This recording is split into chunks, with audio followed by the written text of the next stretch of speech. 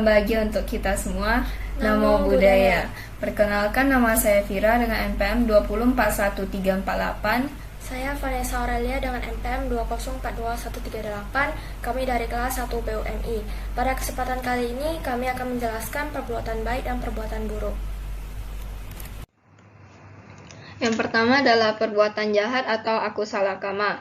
Akusala kama adalah karma atau perbuatan yang didasari oleh pikiran yang diliputi oleh loba atau keserakahan, moha atau kebodohan batin, dan dosa atau kebencian. Contoh dari perbuatan jahat adalah membunuh, mencuri, berbohong, mabuk-mabukan, dan lain-lainnya. Adapun akibat dari perbuatan jahat, yang pertama, pembunuhan. Akibatnya berpendek umur, berpenyakitan, senantiasa dalam kesedihan karena terpisah dari keadaan atau orang yang dicintai. Dalam hidupnya senantiasa berada dalam ketakutan dan dijauhi orang. Yang kedua, pencurian. Akibatnya kemiskinan, dinista dan dihina, dirangsang oleh keinginan yang senantiasa tak tercapai, penghidupannya senantiasa tergantung pada orang lain. Yang ketiga adalah perbuatan asusila. Akibatnya mempunyai banyak musuh, beristri atau bersuami yang tidak disenangi, terlahir sebagai pria atau wanita yang tidak normal perasaan seksnya. Yang keempat, berdusta. Akibatnya menjadi sasaran penghinaan, tidak dipercaya halayak ramai. Yang kelima, bergunjing. Akibatnya kehilangan sahabat-sahabat tanpa alasan yang jelas. Keenam, kata-kata kasar dan kotor. Akibatnya sering didakwa yang bukan-bukan oleh orang lain. Omong kosong. Akibatnya bertubuh cacat, berbicara tidak tegas, tidak dipercaya oleh halayak ramai. Yang ke-8, keserakahan. Akibatnya tidak tercapai keinginan yang sangat diharap-harapkan. Yang ke-9, dendam, kemauan jahat atau niat untuk mencelakakan makhluk lain. Akibatnya buruk rupa, macam-macam penyakit, watak tercelah. Dan yang terakhir, pandangan salah. Akibatnya tidak memiliki keadaan yang sewajarnya, kurang bijaksana, kurang cerdas, penyakit yang lama sembuhnya, dan pendapat yang tercela.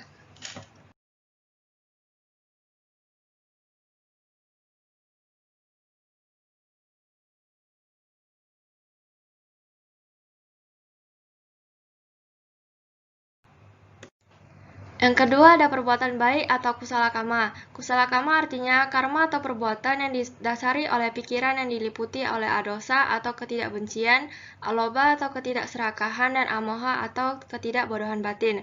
Contohnya berdana, menolong makhluk yang kesukaran, berkata jujur, bermeditasi, dan sebagainya. Manfaat perbuatan baik diantara lain yang pertama, gemar beramal dan bermurah hati akan berakibat dengan diperolehnya kekayaan dalam kehidupan ini atau kehidupan yang akan datang. Yang kedua, hidup bersusila mengakibatkan terlahir kembali dalam keluarga luhur yang keadaannya berbahagia. Yang ketiga, bermeditasi berakibat dengan terlahir kembali di alam-alam sorga. Yang keempat, berendah hati dan hormat menyebabkan terlahir kembali dalam keluarga luhur. Yang kelima, berbakti berbuah dengan diperolehnya penghargaan dari masyarakat. Yang keenam, cenderung untuk membagi kebahagiaan pada orang lain berbuah dengan terlahir kembali dalam keadaan berlebih-lebihan dalam banyak hal. Yang ketujuh, bersimpati terhadap kebahagiaan orang lain menyebabkan terlahir dalam lingkungan yang menggembirakan. Kedelapan, sering mendengarkan dhamma berbuah dengan bertambahnya kebijaksanaan. Kesembilan, menyebarkan dhamma berbuah dengan bertambahnya kebijaksanaan sama dengan yang kedelapan. Kesepuluh, meluruskan pandangan orang lain berbuah dengan diperkuatkannya keyakinannya.